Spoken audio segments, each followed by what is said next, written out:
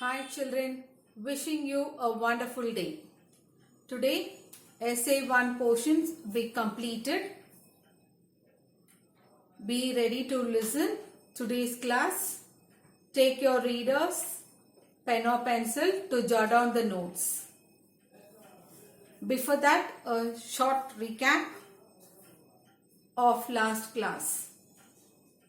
Points to remember.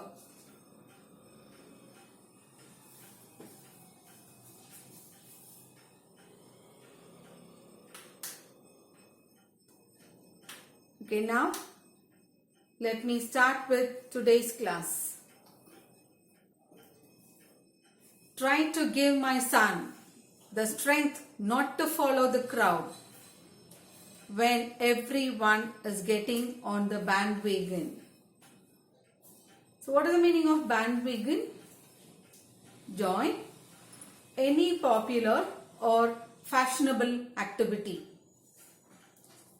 Abraham Lincoln tells the teacher to teach his son to have faith in his own ideas, views and thoughts. To teach him not to blindly follow any popular or fashionable activity and what a majority of people follow. His son to have his own identity, not to be one in a mass. He should have his own ideology because it's a general tendency that people mostly follow what a majority of people says, even if they do not agree to that ideology. So his son should be strengthened not to follow the crowd. In the class, when the teacher asks a question, she expects an answer like yes or no. Though you might know the correct answer, but you still look at your classmates and raise your hand for whichever the most of the students stands for. You believe in yourself and in your ideology. That is what Abraham Lincoln says to the teacher to teach his son not to blindly follow the crowd. Stand steadfast in his own ideas. To teach his son not to follow the bandwagon. Nowadays, you could have seen, many are wearing torn trousers, or that is fashionable. If you don't like it, don't wear it. Don't follow others. Ask your mind and say and go ahead as it says to you. So a question from this. Why does a father want his son not to follow the crowd? Second point. Teach him to listen to all men, but teach him also to filter all he hears on a screen of truth and take only the good that comes through. So in order to become a good human being, there are certain things a man must follow. One must listen to all with patience, but he need not assimilate, means take in and understand fully all that he hears. He should be able to differentiate between truth and falsehood, ethical and unethical, moral and immoral, on the basis of truth. Though he should listen to everyone and everything, he should be sensible enough to sort out the right and the wrong, good and bad, truth and falsehood, and follow only the right one. He should be taught to listen to all men, but he should learn to differentiate truth and falsehood. Listening is very good. Many a times I have told in the class is listen to all A to Z and later filter it according to your wish and will. Differentiate on the basis of truth and falsehood, right and wrong, good and bad, and follow which convinces your principles. So a question from here. What does Abraham Lincoln want his son to listen? He wants his son to listen to everyone and everything on the basis of truth. Third point. Teach him if you can how to laugh when he is sad. So generally it is impossible to laugh when a person is sad.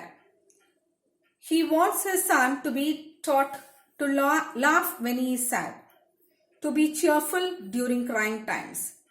He highlights the value to know, to share and express one's joy and hide one's sorrow.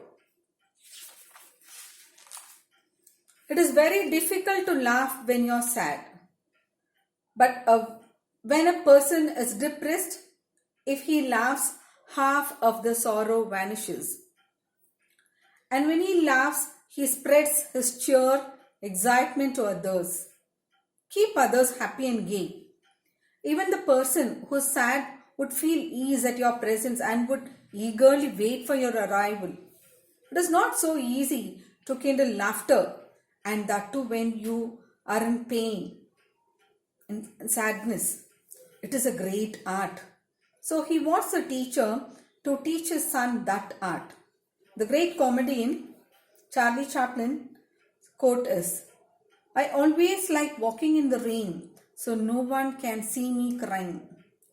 To truly laugh, you must be able to take your pain and play with it.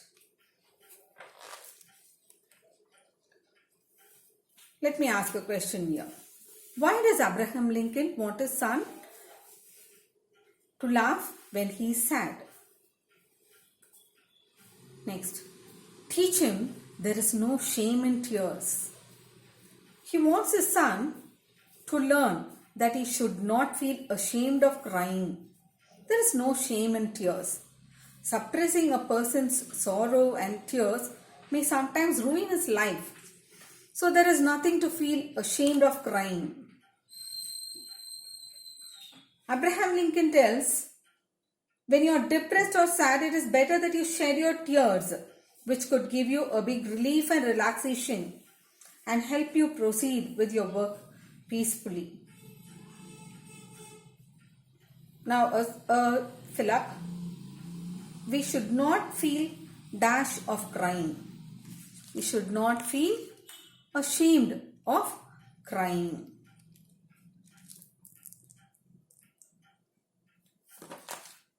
Next. Teach him to scoff at cynics. Scoff, to make fun of. Cynics, meaning a person who has low opinion of most people.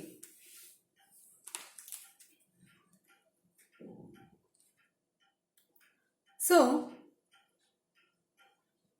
they always look cynics. They always look at the dark side of people and do not enjoy the bountiful pleasures of nature and life. Lincoln does not want his son to be cynical and look at everything with distrust. He wants his son to enjoy his life. He wants a teacher to teach his son to make fun at the people who look down upon others and has a high thinking of themselves. One must trust himself and his deeds. So scoff means to make fun of. Next one. Teach him to beware of too much sweetness. Some people, they speak too sweet, and we tell sugar-coated words. Sweetness here means sugar-coated words. Flattery words, which are as sweet as honey. One must be careful about people who speak and show too much of sweetness. They flatter a lot while they have some other feeling in the mind. Too much flattery and brown nosing, which means the same, flattery is dangerous. You children, you do it. If you want to get something from your parents, your mom especially, Mama, today you look very beautiful. Mom will immediately understand and she'll ask you, what do you want, my child? Why is this flattery? Isn't it? So we have to be very careful about flattery words. It's very dangerous.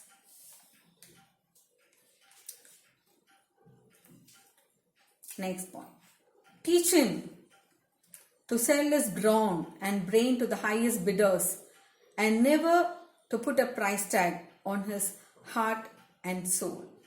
Here, brawn means physical and muscular strength. Brain, mental strength and intelligence. Bidders, one who offers to buy something at an auction. Price tag, selling price. Soul, good qualities in a person like integrity, morality, honesty, loyalty, individuality, etc. Abraham Lincoln tells the teacher to teach his son to sell his muscular and physical strength and his intelligence and mental strength to the employer, one who pays him the highest salary. But he tells him not to sell his moral values like honesty, loyalty, integrity, individuality, all those. Not to put a price tag to them for money. Not to do immoral things even if he is highly paid for it. Not to sell himself to those who pay him a lot, whose ideas are not ethical or not moral. Not to sell his ideas to the people whose ideas are not ethical, means moral. He wants his son to sell his physical and mental abilities to the one who pays the most. But he should never sell his heart and soul to a person who is immoral. Now let me ask a question here. What does the poet father not want to put a price tag? He doesn't want to put a price tag to his soul. Soul in the sense to all the good qualities in a human being. Next point. Teach him to close his ears to a howling mob and to stand and fight if he thinks he is right. Close his ears, not to be attracted. Howling mob, hysterical, angry group of people. He should learn to close his ears, not to be attracted to the shouts of the crowds and fight if he thinks he is right. Abraham Lincoln does not want to be attracted towards mass hysteria. He wants his son to follow only reason and common sense and close his ears to the frenzy, wild behavior, unreasonable mass excitement. He wants his son not to listen to the crowd if the crowd is wrong, but to stand and fight for what he is right, what he feels he is right. Now answer this fella. He must close his ears to dash. He must close his ears to the howling mob. Next. Treat him gently, but do not cuddle him.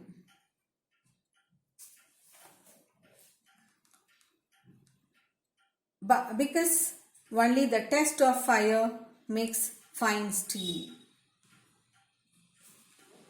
Cuddle means pamper.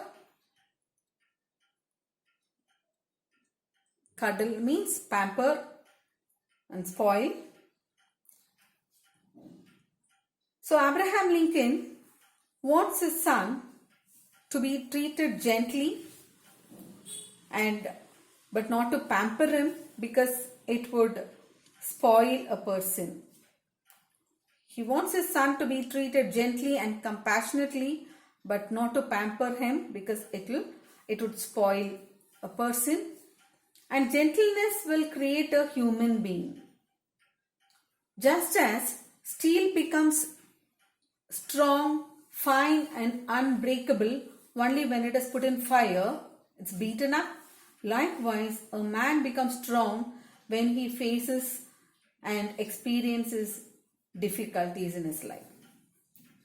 This line actually means that a person becomes strong only when he undergoes difficulties. I agree completely with the statement, because if a person does not know any difficulty in life and leads a very comfortable life, but when he has to face even a small hiccup in life, he will not have the courage to face it and overcome it. But only a man who faces difficulties and problems would have the courage to overcome them with determination and patience, and he will become mentally strong. It is similar to the steel being thrust in fire to become strong and tough. Now let me ask a question here. What is the literal meaning of this line? It means true steel becomes very strong only when it is put in fire. Likewise, a man becomes strong only when he has to face difficulties and problems in life.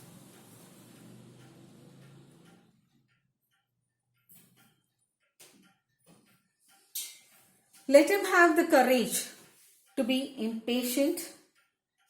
Let him have the patience to be brave. Abraham Lincoln wants his son to analyze the situation and act accordingly, to have the courage to face it, face any ill treatment, humiliations, raise voice against and fight against it bravely. Not to lose temper for petty issues, a small issue, but to exhibit as bravery when required.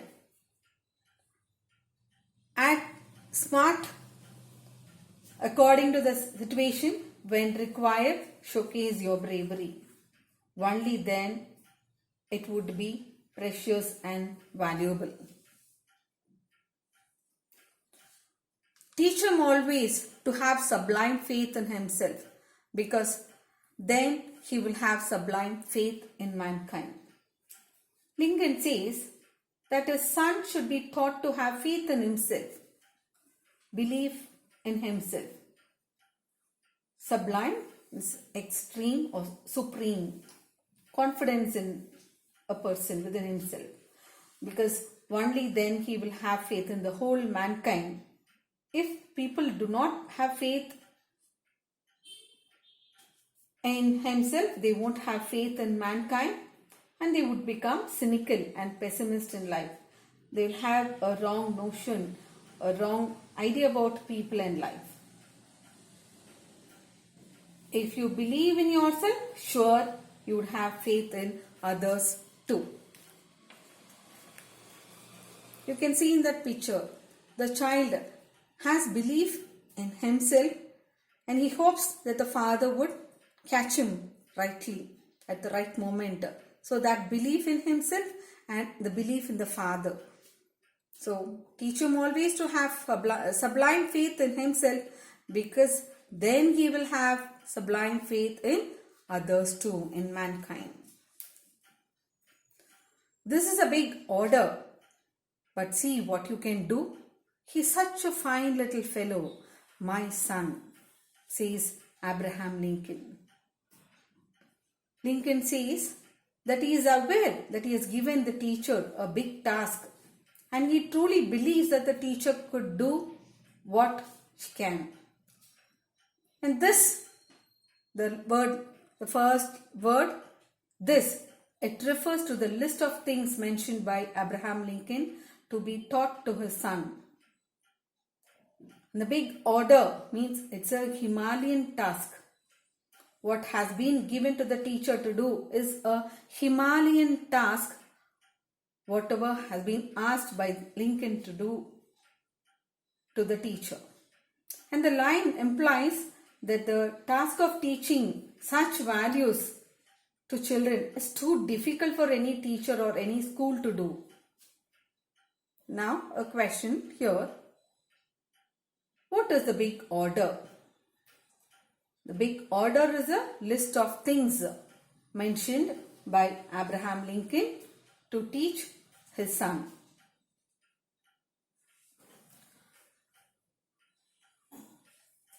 He is such a fine fellow, little fellow, my son. Abraham Lincoln concludes saying that his son is such a fine fellow, and he hopes that he will turn to be a fine and good citizen with the learning that he receives from the teacher. The strength of a good teacher is the ability to connect with the children on a personal level. He has much confidence on the son, and so he says his son is a fine fellow. If the teacher can mold the character of his child, he can become a good citizen of the country. Because the child spends the best part of the day in the school. So the teacher can mold his character because by nature the child is good. He's a fine fellow. So, children, it is along with the teacher, if the child too work diligently, then for sure can make changes in a child. It cannot be a one-man show. It is a hand-in-hand process. So let both of us, be teachers and you, children, strive. And if it is done, sure you can fly with colorful wings in the bright future to come. Alright, now we have come to the end of the poem. Read the important points. Let us come to the home assignment. Learn and write question number 13 to 17 and page number 110 in your Made Easy guide. List all the values. The poet father wants a teacher to teach his son. It's very, very important. Most of the question papers, it will be asked for 4 marks. So please learn that it is very important. Write the same in your classwork too and post both classwork and homework tomorrow without fail. Thank you, dear children.